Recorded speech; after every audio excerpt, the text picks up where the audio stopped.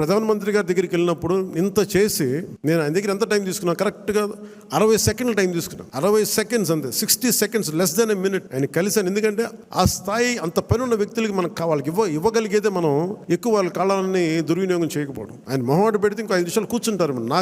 నాకు బాధ్యత ఉంది, అలాంటి వ్యక్తిని మనం ఎక్కువసేపు కూర్చోబెట్టకూడదని కరెక్ట్గా ఆయన ఒక 40-50 సెకండ్లు 60 సెకండ్లు అయిపోయి నేను బయలుదేరుతాను సార్, జస్ట్ ఒకసారి మేము కలిసి విష్ చేయడానికి వచ్చాను అంతే, అంతమించి చెప్పలే. నాకు ఏదైనా కావాలని నేను అడుగుతాను, కాదు నేను ఎప్పుడు నా స్వార్థాన్ని నేను ఏమడగను, నాకు పదవి అడగను. కానీ నేనేమంటానంటే నాకు ప్రధానమంత్రి గారిని అడుగుతాను. ఇప్పుడు దాకా ఏం అడగలే ప్రధానమంత్రి గారిని, ఖచ్చితంగా అడుగుతాను. రాష్ట్ర 5 కోట్ల మంది ప్రజల కోసం అడుగుతాను. ఇప్పుడు స్టీల్ ప్లాంట్ని ప్రైవేటీకరణ చేయకుండా పాసిబిలిటీ ఉందా?